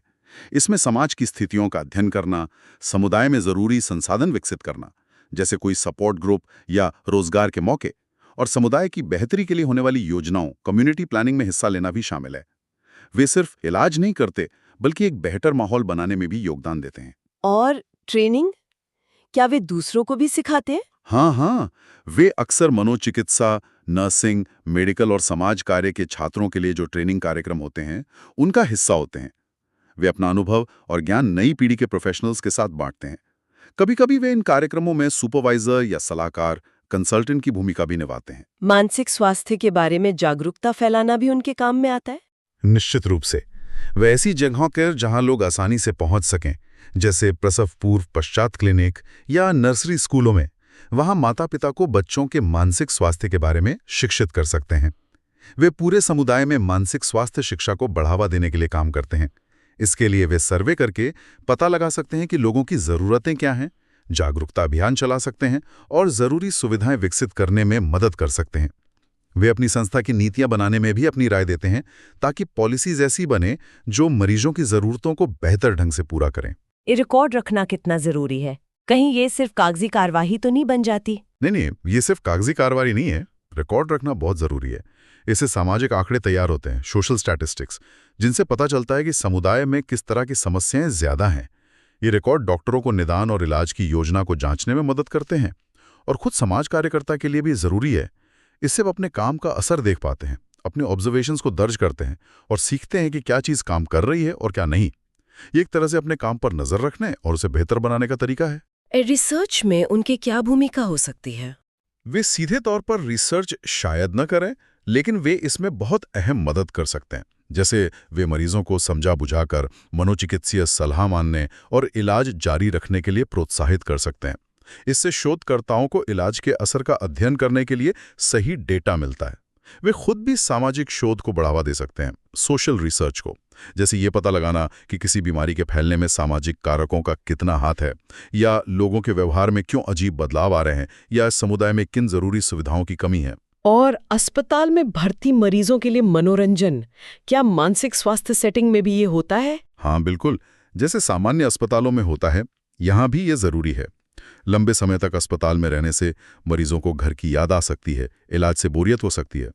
समाज कार्यकर्ता मनोरंजन क्लब या ग्रुप एक्टिविटीज आयोजित करके उन्हें इन भावनाओं से निपटने में मदद करते हैं। इन गतिविधियों का एक और फायदा होता है, मरीज सीखते हैं कि समूह में कैसे घुले मिलें, जिम्मेदारी कैसे लें, अनुशासन कैसे रखें। साथ ही अगर किसी में शर्मीलापन या बहुत ज्यादा नेगेटिव सोच जैसी दिक्कतें हैं, तो उन पर काबू पाने में भी मदद मिलती है। और अंत में वे स्थानीय और राज्य स्तर के सामुदायिक कार्यक्रमों में हिस्सा लेकर आम लोगों को मानसिक स्वास्थ्य के बारे में जागरूक करने में भी योगदान देते हैं। हमारे स्रोत में बुजुर्गों यानी वृद्धों के कार्यक्रमों का भी जिक्र था। यहाँ समाज कार्यकर्ताओं की क्या भूमिका है? ये हिस्सा थोड़ा छोटा लगा था स्रोत में। हाँ, स्रोत में इस पर शायद बहुत विस्तार से नहीं था, लेकिन ये एक बहुत तेजी से बढ़ता हुआ क्षेत्र है, जेरोंटोलॉजी जिसे कहते हैं। जैसे जैसे हमारी आबादी में बुजुर्गों की संख्या बढ़ रही है, उनकी स्वास्थ्य और सामाजिक जरूरतों को पूरा करने वाली सेवाओं की मांग भी जोरों से बढ़ रही है। खासकर मनोचिकित्सक, समाज कार्यकर्ताओं की जरूरत यहाँ बहुत ज्यादा महसूस की जा रही है, क्योंकि बुजुर्गों में अकेलेपन, डिप्रेशन, डिमेंशिया जैसी समस्याएं आम हो सकती हैं। वे उनकी खास ज़रूरतों जैसे रहने की व्यवस्था, हेल्थ केयर तक पहुंच, सामाजिक जुड़ाव बनाए रखने और उनके अधिकारों की रक्षा करने में मदद करते हैं। उनकी भूमिका सिर्फ समस्या होने पर मदद करना नहीं, बल्कि बुजुर्गों के जीवन की गुणवत्ता, क्वालिटी ऑफ लाइफ बनाए रखने में भी है। ये समझना जरूरी था। अब एक और खास जगह की बात करते हैं, बाल मार्गदर्शन क्लिनिक, चाइल्ड गाइडेंस क्लिनिक्स। ये क्या होते हैं और यहाँ समाज कार्यकर्ता क्या करते हैं? बाल मार्गदर्शन क्लिनिक, जैसा कि नाम से पता चलता है, ऐसी जगहें होती हैं जहां बच्चों और किशोरों की भावनात्मक और व्यवहार संबंधी समस्याओं का इलाज किया जाता है। ये अक्सर किसी अस्पताल के मनोचिकित्सा विभाग का हिस्सा होते हैं या फिर कोई समाज कल्याण संस्था इन्हें चलाती हैं। यहाँ सबसे खास बात होती है टीम अप्रोच। मतलब यहाँ सिर्फ एक डॉक्टर नहीं होता, बल्कि पूरी टीम मिलकर बच्चे की मदद करती है। टीम में कौन कौन होता है आमतौर पर? आमतौर पर टीम में एक मनोचिकित्सक होते हैं, एक बाल रोग विशेषज्ञ यानी पीडियाट्रिशियन, एक मनोवैज्ञानिक, एक समाज कार्यकर्ता, एक प्ले थेरेपिस्ट, एक स्पीच थेरेपिस्ट और ज़रूरत के हिसाब से और भी विशेषज्ञ हो सकते हैं। ये सब मिलकर बच्चे की समस्या को अलग अलग नज़रियों से समझते हैं और इलाज की योजना बनाते हैं। किस तरह की समस्याओं वाले बच्चे यहाँ आते हैं? यहाँ बहुत तरह की समस्याओं वाले बच्चे आ सकते हैं, जैसे जो बच्चे बहुत ज़्यादा गुस्सा करते हैं या दूसरों से लड़ते झगड़ते हैं, जिसे समाज विरोधी व्यवहार कहते हैं, जिन्हें अंगूठा चूसने या बिस्तर गीला करने जैसी आदतें हैं, आदत संबंधी विकार, जिनके व्यक्तित्व में कुछ दिक्कतें हैं या जिन्हें बिना किसी शारीरिक कारण के पेट दर्द या सिरदर्द जैसी शिकायतें रहती हैं, मनोदैहिक समस्याएं, या फिर मिर्गी, मानसिक मंदता या न्यूरोटिक समस्याओं से जूझ रहे बच्चे। इन क्लिनिकों का मूल सिद्धांत ये है कि अगर बचपन और किशोरावस्था में ही मानसिक स्वास्थ्य की नींव मजबूत कर दी जाए तो उसका फायदा पूरी वयस्क जिंदगी तक मिलता है। तो यहाँ समाज कार्यकर्ता की रोजमर्रा की जिम्मेदारियां क्या होती हैं फिर? वे टीम का एक अहम हिस्सा होते हैं। उनके कामों में शामिल हो सकता है नए मामलों का रजिस्ट्रेशन करना, पुराने मामलों की प्रगति देखना, बच्चे के परिवार और सामाजिक माहौल की जानकारी इकट्ठा करना, जिसे सोशल हिस्ट्री लेना कहते हैं, माता पिता की काउंसलिंग करना, बच्चों और माता पिता के लिए अकेले या ग्रुप में थेरेपी सेशन आयोजित करना अगर वे प्रशिक्षित हैं तो, स्कूल के शिक्षकों के साथ मिलकर बच्चे की मदद करना, जैसे शिक्षकों के लिए ग्रुप थेरेपी चलाना, टीम के साथ केस कॉन्फ्रेंस में हिस्सा लेना, रिसर्च प्रोजेक्ट्स में मदद करना और मेडिकल, नर्सिंग या समाज कार्य के छात्रों के लिए शिक्षण कार्यक्रमों में भाग लेना। वे कभी-कभी WHO या यूनिसेफ जैसी अंतर्राष्ट्रीय संस्थाओं के सहयोग से चलने वाले कार्यक्रमों में भी शामिल होते हैं। हमने अब तक अस्पतालों और क्लिनिकों में समाज कार्यकर्ताओं की भूमिका देखी, जो ज्यादातर व्यक्तिगत स्तर पर होती है, लेकिन उनकी भूमिका इससे कहीं ज्यादा बड़ी है और समुदाय के स्वास्थ्य तक फैली हुई है। ये समुदाय स्वास्थ्य या कम्युनिटी हेल्थ क्या होता है असल में? समुदाय स्वास्थ्य का मतलब है किसी खास भौगोलिक इलाके या किसी खास समूह, जैसे किसी गांव के लोग या किसी खास उम्र के लोग, उनका ओवरऑल हेल्थ लेवल। इसमें सिर्फ बीमारियों का ना होना ही नहीं, बल्कि वो सारी क्रियाएं और परिस्थितियां भी शामिल हैं जो लोगों के स्वास्थ्य को बनाए रखने, उसे बचाने और इसे बेहतर बनाने के लिए ज़रूरी हैं।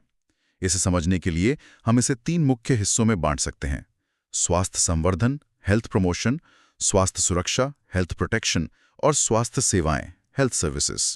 पहला है स्वास्थ्य संवर्धन।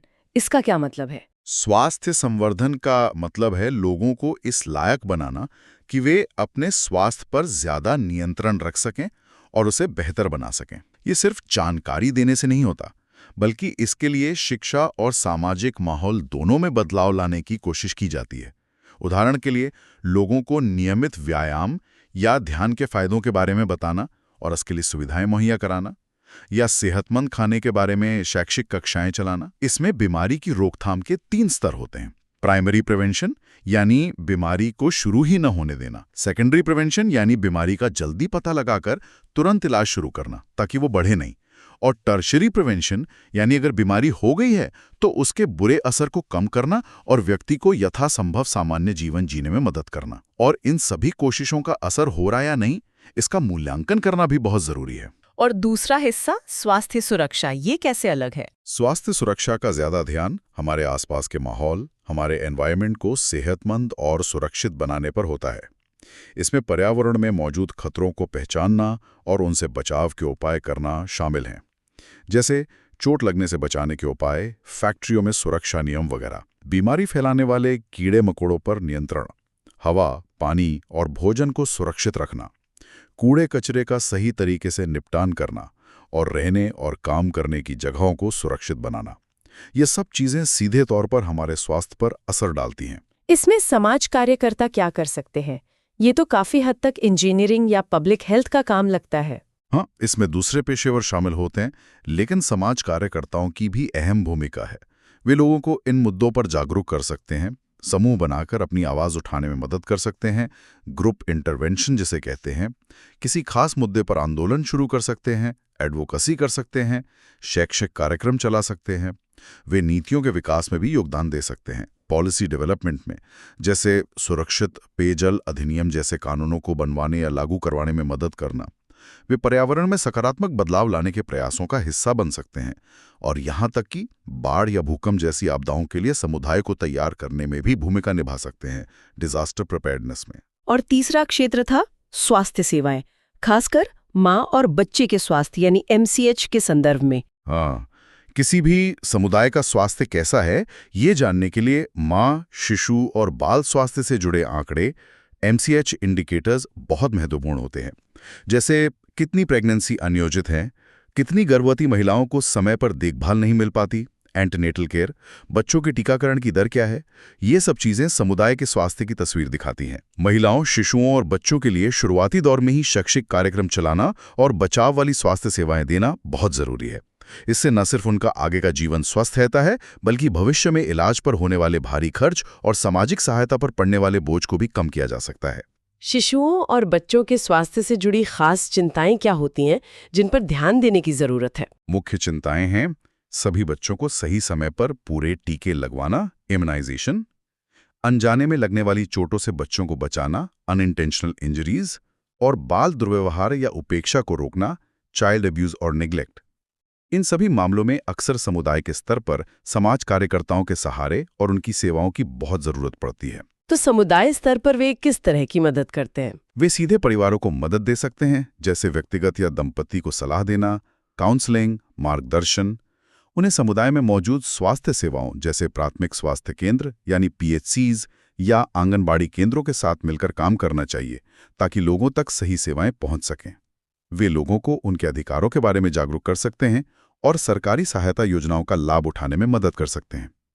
इसके लिए वे वकालत कर सकते हैं, एडवोकेसी और दूसरी संस्थाओं के साथ नेटवर्किंग कर सकते हैं। तो आज की इस पूरी बातचीत को अगर हम समेटें तो ये साफ है कि स्वास्थ्य देखभाल में समाज कार्यकर्ता सिर्फ मरीजों की तात्कालिक जरूरतों को पूरा करने वाले सहायक भर नहीं है। बिल्कुल नहीं, उनका काम कहीं ज्यादा गहरा और फैला हुआ है। वे शिक्षा और जागरूकता फैलाते हैं, बीमारी की रोकथाम में मदद करते हैं, पूरे समुदाय के स्वास्थ्य को बेहतर बनाने के लिए काम करते हैं, स्वास्थ्य नीतियां बनाने में अपनी भूमिका निभाते हैं और यहाँ तक कि अनुसंधान में भी योगदान देते हैं। वे असल में स्वास्थ्य सेवा प्रणाली और उस समुदाय के बीच जिसकी सेवा की जा रही है एक बेहद जरूरी और मजबूत पुल की तरह काम करते हैं। वे सिर्फ इलाज पर नहीं, बल्कि व्यक्ति और समुदाय के संपूर्ण कल्याण, होलिस्टिक वेलबींग पर ध्यान केंद्रित करते हैं। ये वाकई प्रभावशाली है कि एक भूमिका के कितने सारे पहलू हो सकते हैं, व्यक्तिगत मदद से लेकर व्यवस्थागत बदलाव तक। हाँ, और यहीं पर एक सोचने वाली बात सामने आती है।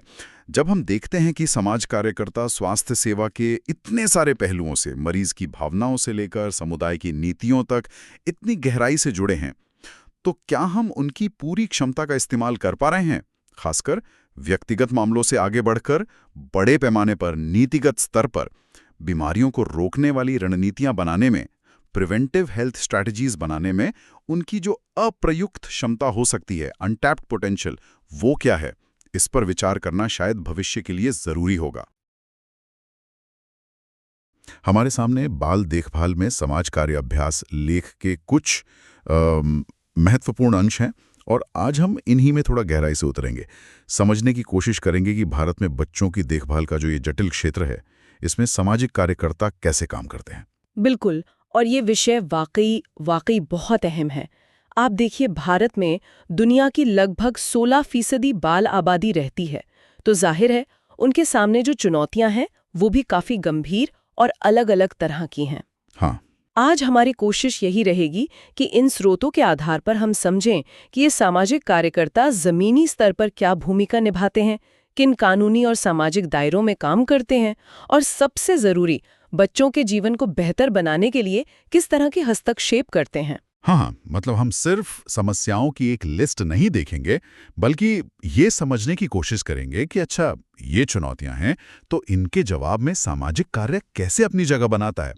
क्या कानूनी रास्ते हैं, कौन सी संस्थाएं हैं और क्या रणनीतियां इस्तेमाल होती हैं। तो चलिए शुरू करते हैं ये विश्लेषण और देखते हैं कि ये स्रोत हमें क्या बताते हैं। तो सबसे पहले अगर चुनौतियों की ही बात करें तो स्रोत जो तस्वीर दिखाते हैं वो काफी गंभीर है।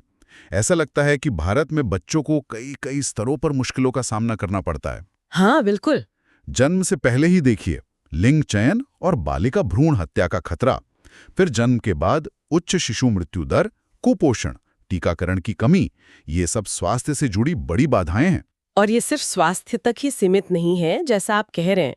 शिक्षा के क्षेत्र में देखिए तो गुणवत्ता वाली शिक्षा तक पहुंच वो अभी भी एक बड़ा सवाल है।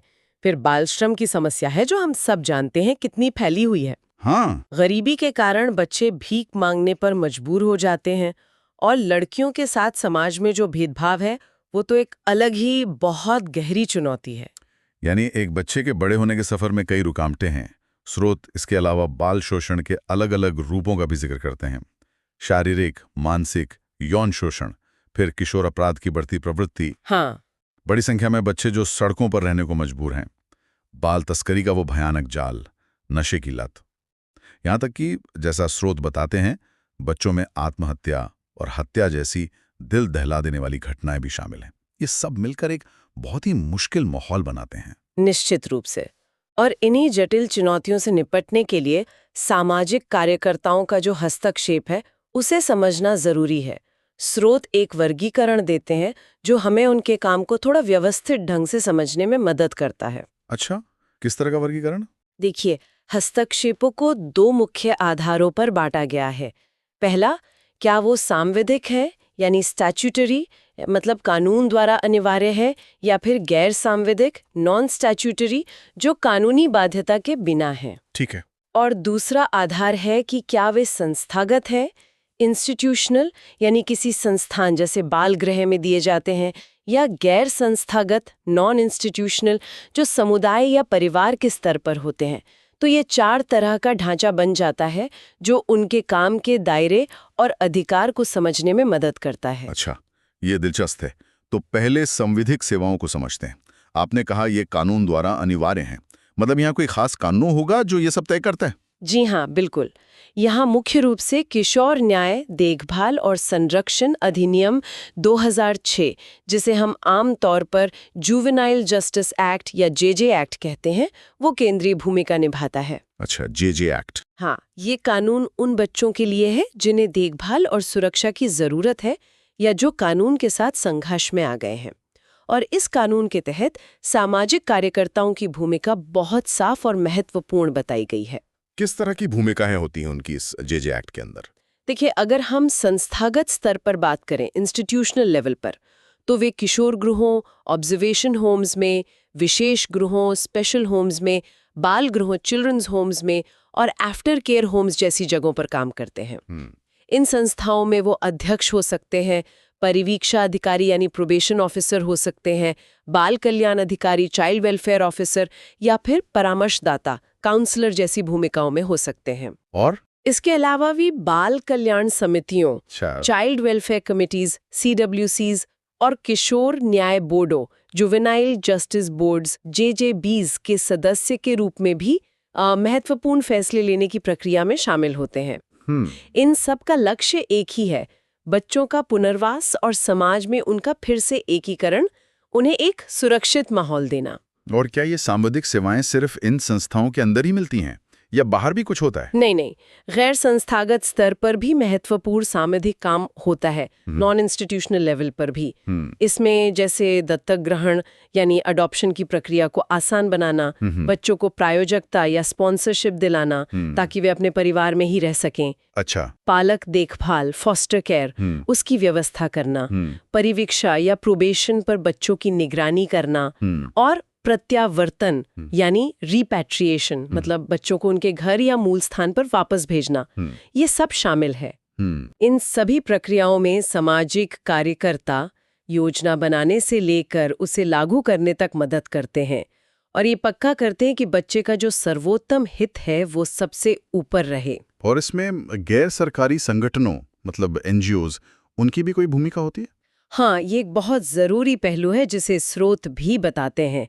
कई एनजीओज भी जेजे एक्ट के तहत रजिस्टर्ड है और वो भी बाल गृह चलाते हैं, अल्पकालिक निवास गृह चलाते हैं या कामकाजी बच्चों के लिए रैन बसेरे जैसी संस्थागत सेवाएं देते हैं। अच्छा। और इसके साथ साथ वे बच्चों को शिक्षा, वोकेशनल ट्रेनिंग, काउंसलिंग जैसी गैर संस्थागत मदद भी देते हैं। तो असल में ये सरकारी और गैर सरकारी कोशिशों का एक मिला-जुला ताना-बाना है। सामाजिक कार्यकर्ता इन दोनों ही क्षेत्रों में काफी सक्रिय भूमिका निभाते हैं। ये दिखाता है कि जमीनी स्तर पर काम करने के लिए अक्सर साझेदारी कितनी जरूरी होती है। ठीक है, तो ये तो हुई सांविधिक सेवा है जो कानून के दायरे में है। अब गैर सांविधिक सेवाओं की बात करते हैं। जैसा नाम से ही लग रहा है, ये कानून से सीधी जुड़ी नहीं है। सही कहा आपने। इनका दायरा काफी फैला हुआ है और ये अक्सर जरूरत पर आधारित होती हैं, नीड बेस्ड होती हैं। संस्थागत गैर सांविधिक सेवाओं में वो अनाथालय आ सकते हैं, बाल आश्रम आ सकते हैं या अल्पकालिक निवास गृह जो शायद जेजे एक्ट के तहत रजिस्टर्ड ना हो लेकिन बच्चों को आसरा और देखभाल देते हैं। बाल सहयोग जैसी संस्थाओं का भी जिक्र स्रोत करते हैं जो इसी श्रेणी में आती हैं। और जो गैर संस्थागत गैर सांविधिक सेवाएं हैं, उनका फोकस कहाँ होता है? उनका फोकस ज्यादातर बच्चे के पूरे विकास पर होता है, होलिस्टिक डेवलपमेंट पर। ये निवारक हो सकती हैं, मतलब प्रिवेंटिव, समस्या होने से रोकना, या पुनर्वास से जुड़ी रिहैबिलिटेटिव हो सकती हैं, या फिर प्रोत्साहक, प्रोमोटिव और विकासात्मक, डेवलपमेंटल। मूल लक्ष्य बच्चे की उत्तरजीविता मतलब सर्वाइवल पक्का करना, उसके स्वास्थ्य, पोषण, शिक्षा और यहाँ तक कि मनोरंजन जैसी ज़रूरतों को पूरा करना है। ये सेवाएं अक्सर समुदाय आधारित होती हैं, कम्युनिटी बेस्ड। अब क्या इसका कोई बड़ा उदाहरण है जो स्रोत में दिया गया हो? हाँ, एक बहुत महत्वपूर्ण उदाहरण है एकीकृत बाल विकास सेवाएं यानी ICDS, integrated child development services. हाँ, ICDS सुना है इसके बारे में? जी, स्रोत इसे एशिया की सबसे बड़ी योजनाओं में से एक बताते हैं। ये मुख्य रूप से 0 से 6 साल के बच्चों और उनकी माताओं के स्वास्थ्य, पोषण और शुरुआती शिक्षा पर केंद्रित हैं, और सामाजिक कार्यकर्ता इसमें कई तरह से योगदान देते हैं। कैसे? वो बाल विकास परियोजना अधिकारियों यानी CDPOs के रूप में सीधे सरकारी सिस्टम का हिस्सा हो सकते हैं, या फिर वे रिसर्च, ट्रेनिंग और कम्युनिटी मोबिलाइजेशन जैसे कामों में सरकारी या गैर सरकारी संस्थाओं के साथ मिलकर काम कर सकते हैं। ICDS दिखाता है कि कैसे गैर सांविधिक पहले भी राष्ट्रीय स्तर पर बच्चों के विकास पर कितना गहरा असर डाल सकती हैं। ये वाकई दिलचस्प है कि कैसे कानूनी और गैर कानूनी दोनों तरह की सेवाएं मिलकर बच्चों की मदद करती हैं। लेकिन सामाजिक कार्यकर्ता सिर्फ ये सीधी सेवाएं ही नहीं देते होंगे, क्या उनकी कुछ और भी भूमिकाएं होती हैं? स्रोत क्या बताते हैं? बिल्कुल सही। सीधी सेवाओं के अलावा वे कई रणनीतिक भूमिकाएं, स्ट्रेटेजिक रोल्स भी निभाते हैं। स्रोत बताते हैं कि वे शोध करते हैं, रिसर्च करते हैं, ताकि समस्याओं की जड़ क्या है, वो कितनी फैली हुई हैं, उनका असर क्या है, ये सब समझा जा सके। अच्छा। और इसी रिसर्च के आधार पर फिर असरदार कार्यक्रमों की नियोजना बनाई जाती है, प्लानिंग होती है और उनका प्रबंधन, मैनेजमेंट किया जाता है। शायद दूसरों को भी इस काम के लिए तैयार करते होंगे, ट्रेनिंग वगैरह। हाँ, बिल्कुल। सेवा देने में लगे जो दूसरे कार्यकर्ता हैं या वॉलंटियर्स हैं, उनको प्रशिक्षित करना, ट्रेनिंग देना, ये भी उनके काम का एक अहम हिस्सा है। इसके अलावा समाज में जागरूकता फैलाना, अवेयरनेस जनरेशन और नीतियों या कानूनों में बदलाव के लिए वकालत करना, एडवोकेसी करना, ये भी बहुत ज़रूरी है। और कभी-कभी जब लगता है कि व्यवस्था में बड़े बदलाव की ज़रूरत है, तो वे सामाजिक कार्रवाई, सोशल एक्शन के लिए भी ज़मीन तैयार करते हैं। तो ये सब मिलकर उनके काम को बहुत व्यापक बना देता है। आपने वकालत यानी एडवोकेसी का जिक्र किया। क्या स्रोत ये बताते हैं कि ये वकालत किस आधार पर की जाती है? मतलब इसका बेसिस क्या होता है? हाँ, और ये एक ज़रूरी बात है। स्रोत बताते हैं कि ये काम अक्सर अधिकारों पर आधारित दृष्टिकोण से किया जाता है, राइट्स बेस्ड अप्रोच जिसे कहते हैं। Rights based approach. जी, इसका आधार है संयुक्त राष्ट्र बाल अधिकार सम्मेलन यानी UNCRC, United Nations convention on the rights of the child, इसमें बच्चों के 4 मुख्य अधिकार बताए गए हैं।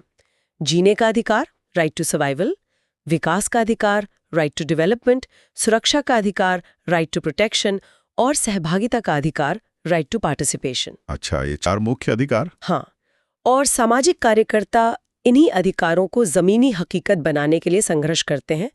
वो उन बाधाओं को दूर करने की वकालत करते हैं जो बच्चों को इन अधिकारों से वंचित करती हैं, जैसे शोषण, दुर्व्यवहार या भेदभाव।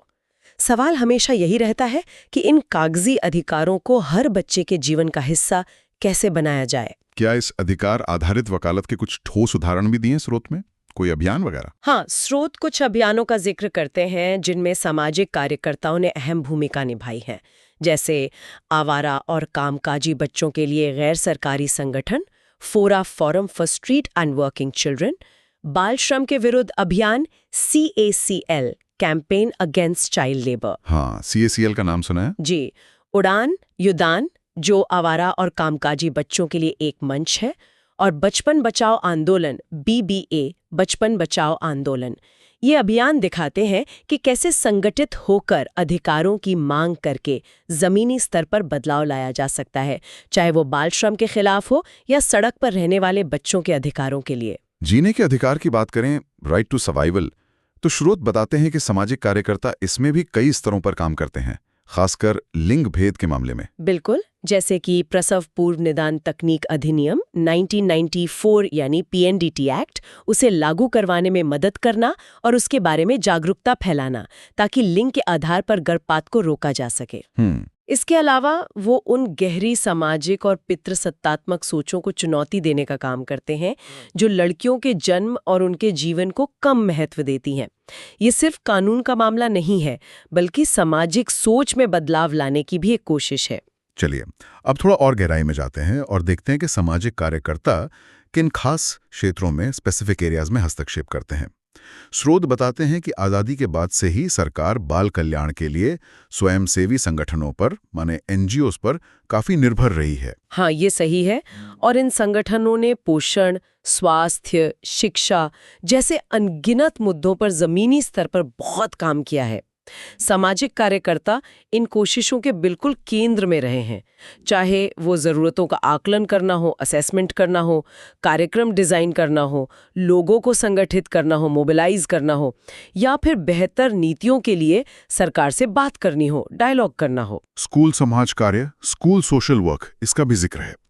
क्या ये भारत में एक स्थापित क्षेत्र है या अभी नया है? स्रोत के अनुसार ये अभी भी एक डेवलपिंग फील्ड है, विकासशील क्षेत्र है, लेकिन इसकी अहमियत बढ़ रही है।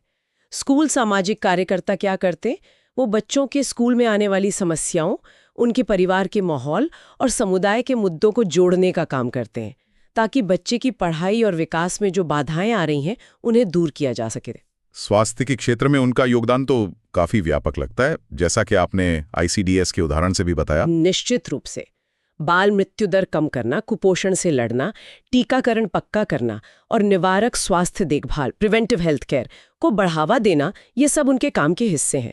वो सिर्फ ICDS ही नहीं, बल्कि बालवाड़ी, मिड डे मील योजना, पल्स पोलियो कार्यक्रम, सार्वभौमिक टीकाकरण कार्यक्रम UIP, राष्ट्रीय ग्रामीण स्वास्थ्य मिशन NRHM जैसी कई राष्ट्रीय योजनाओं के इम्प्लीमेंटेशन, मॉनिटरिंग और इवैल्यूएशन में सक्रिय भूमिका निभाते हैं। उनका काम ये पक्का करना है कि ये योजनाएं सच में उन बच्चों तक पहुंचे जिनके लिए वे बनी हैं। और शिक्षा के क्षेत्र में बिल्कुल, एनरोलमेंट तो बढ़ा है, मतलब बच्चे स्कूल जा तो रहे हैं, लेकिन क्या वो टिक पा रहे हैं? ड्रॉप आउट की समस्या है। बिल्कुल, यही बड़ी चुनौती है जिसे स्रोत भी रेखांकित करते हैं। नामांकन बढ़ा है, लेकिन ड्रॉप आउट रेट खासकर लड़कियों और जो वंचित समुदाय के बच्चे हैं उनमें अभी भी चिंता की बात है। सामाजिक कार्यकर्ता शिक्षा को सभी के लिए सुलभ, एक्सेसिबल और प्रासंगिक, रेलेवेंट बनाने के लिए काम करते हैं। कैसे? वो सर्व शिक्षा अभियान SSA या जिला प्राथमिक शिक्षा कार्यक्रम DPEP जैसी सरकारी पहलों में मदद करते हैं। गैर औपचारिक शिक्षा केंद्र, नॉन फॉर्मल एजुकेशन सेंटर्स चलाते हैं, बच्चों को स्कॉलरशिप दिलवाने में मदद करते हैं और स्कूलों में काउंसलिंग सेवाएं भी देते हैं। और वो जो 93वां संविधान संशोधन हुआ था शिक्षा के अधिकार वाला, क्या उससे कोई फर्क पड़ा है? हाँ, उसने एक बड़ा बदलाव लाया। इस संशोधन ने 6 से 14 साल के बच्चों के लिए मुफ्त और अनिवार्य शिक्षा को मौलिक अधिकार बना दिया, फंडामेंटल राइट। हाँ, राइट टू एजुकेशन।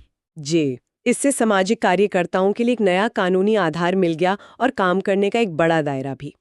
अब वे शिक्षा को एक अधिकार के रूप में मांग सकते हैं और ये पक्का करने के लिए काम कर सकते हैं कि हर बच्चा स्कूल जाए और उसे गुणवत्ता वाली शिक्षा मिले।